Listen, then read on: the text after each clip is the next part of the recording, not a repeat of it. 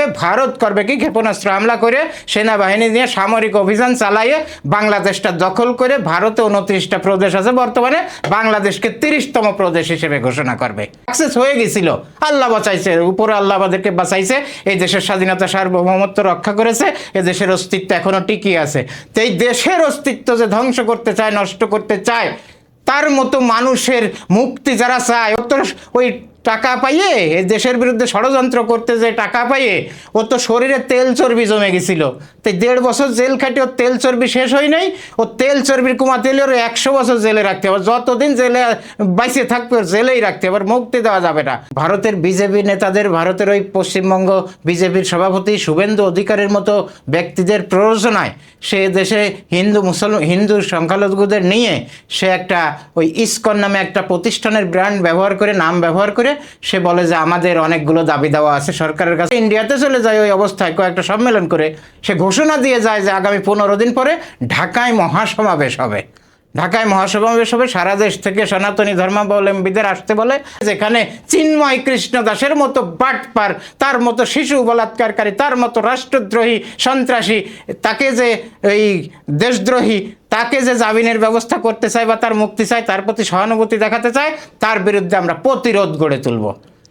গতকালকে ঢাকেশ্বরী জাতীয় মন্দিরে বাংলাদেশ গণপ্রজাতন্ত্রী বাংলাদেশ সরকারের মাননীয় সংস্কৃতি মন্ত্রী অ্যাডভোকেট নিতাই রায় চৌধুরী বলেছেন যে তত্ত্বাবধায়ক আমলে যে চিন্ময় কৃষ্ণ দাসকে রাষ্ট্রদ্রোহের অভিযোগে গ্রেপ্তার করা হয়েছিল, তার জামিনের বা মুক্তির বিষয়ে যথাযথ কর্তৃপক্ষের সাথে উনি কথা বলবেন। কিন্তু আসলে উনি একজন মন্ত্রী এবং এমপি হয়ে, রাষ্ট্রের বর্তমান মন্ত্রী এমপি থেকে শপথ নিয়ে উনি আসলে এই কথা বলতে পারেন কিনা একজন রাষ্ট্রদ্রোহের জন্য এবং একজন অপরাধীর জন্য, একজন সন্ত্রাসী, একজন আশ্রমের শিশু বলাৎকারকারীর জন্য উনি আসলে এভাবে বলতে পারেন কিনা, ওই প্রশ্ন ওনার কাছে এবং দেশবাসীর কাছে। আসলে এটা বলা যায় না। চিন্ময় কৃষ্ণ দাস সম্পর্কে একটু বলি।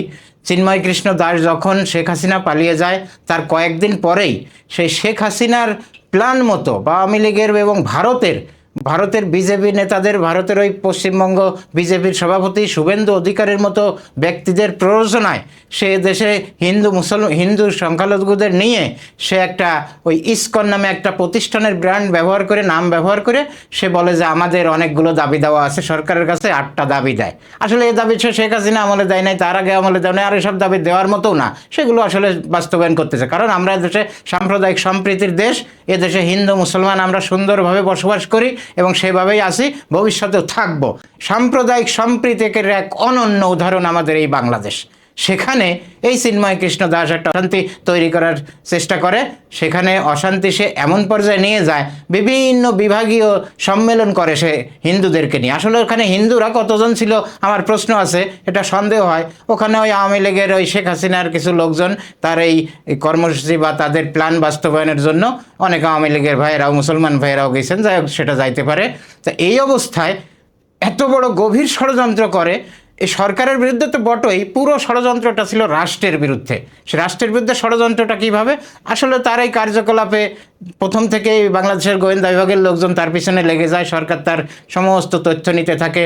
বাংলাদেশের দক্ষ গোয়েন্দা বিভাগ ডিজিএফআই, এনএসআই এবং ডিবি, পুলিশের একটা ইউনিট ডিবি, তারা দক্ষভাবে তার পিছনে লেগে থাকে যে আসলে এর কার্যক্রমটা কি, এর প্ল্যানটা কী। তারপরে এই করতে করতে যখন গোয়েন্দা বিভাগ দেখলো যে প্ল্যান ভয়াবহ, সেটা হলো দেশের অস্তিত্বকে বিলীন করে দেওয়া, তখন তারা তার পিছনে লেগে, এর মাঝে সে 4-5টা বিভাগীয় সম্মেলন করে সে ইন্ডিয়াতে চলে যায়। এর আগেও ইন্ডিয়াতে আসা যাওয়া করে সে সবসময়। যখন সে ইন্ডিয়াতে চলে যায় ওই অবস্থায় কয়েকটা সম্মেলন করে সে ঘোষণা দিয়ে যায় যে আগামী 15 দিন পরে ঢাকায় মহাসমাবেশ হবে। ঢাকায় মহাসমাবেশ হবে, সারা দেশ থেকে সনাতনী ধর্মাবলম্বীদের আসতে বলে।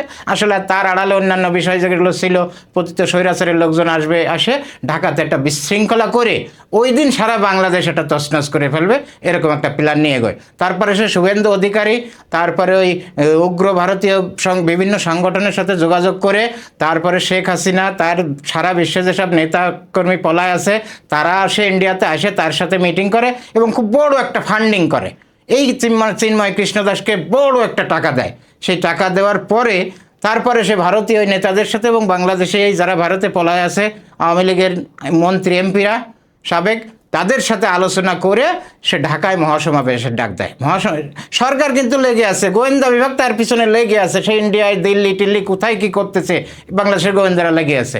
এই অবস্থায় থাকে তারপরে সে দিল্লির থেকে যখন এয়ারপোর্ট থেকে উঠে ঢাকায় নামার সাথে সাথেই ধন্যবাদ জানাই তৎকালীন ঢাকা ডিবির প্রধান মল্লিক রেজাউল ইসলামকে।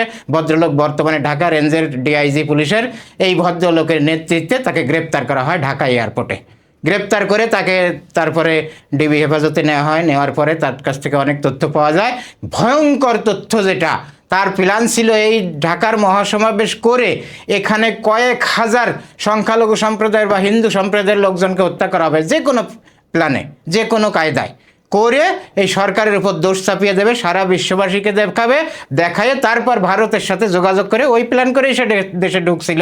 প্ল্যান করে যে আমরা যে কোনোভাবে এইটা করার পরে ভারতের সাহায্য চাবো। ভারতের সাহায্যে ভারত কী করবে, এমনিতেই ভারতের সাথে ভয়ঙ্কর খারাপ পরিস্থিতি তৈরি হয়ে গেছিল, যুদ্ধ অবস্থা।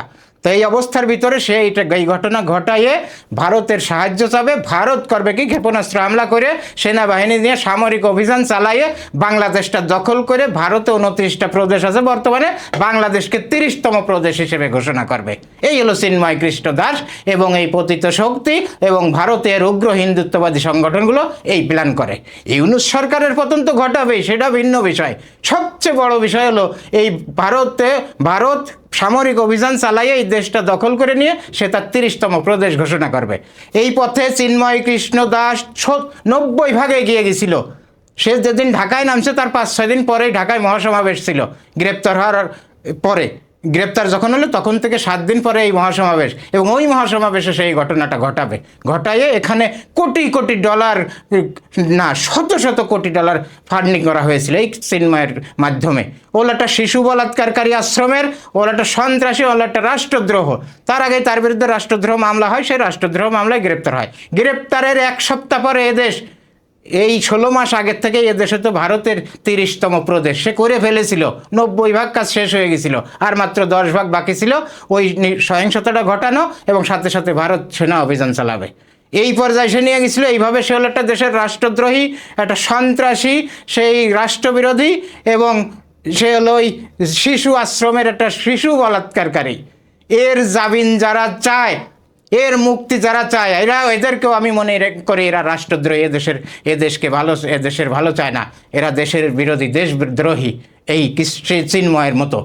এই তার জামিন চাওয়া যাবে না।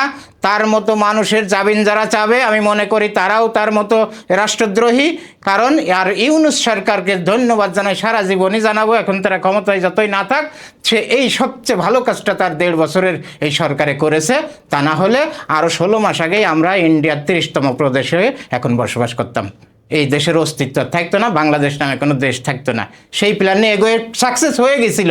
আল্লাহ বাঁচাইছে, উপরে আল্লাহ আমাদেরকে বাঁচাইছে, এই দেশের স্বাধীনতা সার্বভৌমত্ব রক্ষা করেছে, এ দেশের অস্তিত্ব এখনও টিকিয়ে আছে।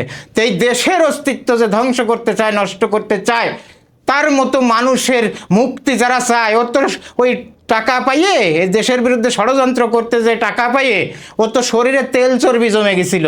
তাই 1.5 বছর জেল খাটিয়ে ওর তেল চর্বি শেষ হয় নাই।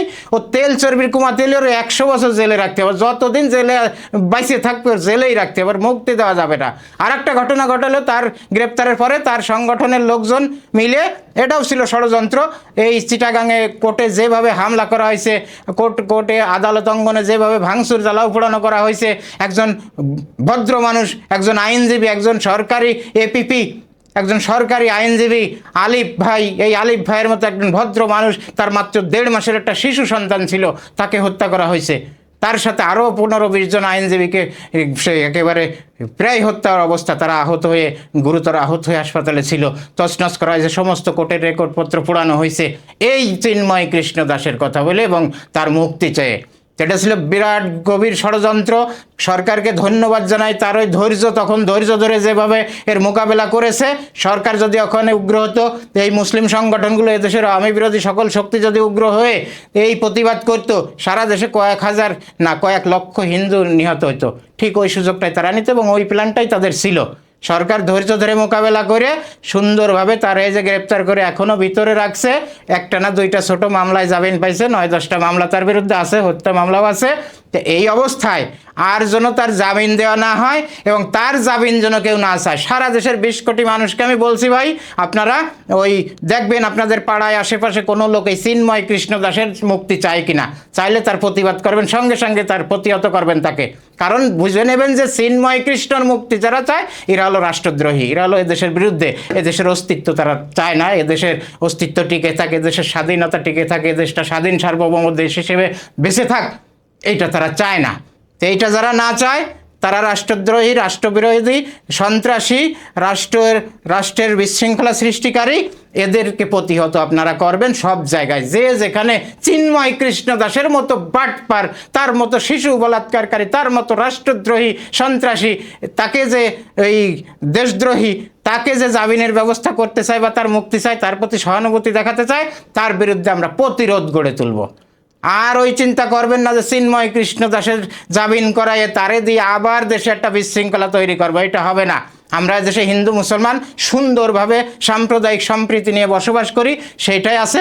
ওর মতো বদমায়েশের জামিন দিলে এই সাম্প্রদায়িক সম্প্রীতি আবার নষ্ট করবে, আবার সে দিল্লির ফান্ডিংয়ে আবার সে অশান্তি তৈরি করবে, সেটা আমরা চাই না।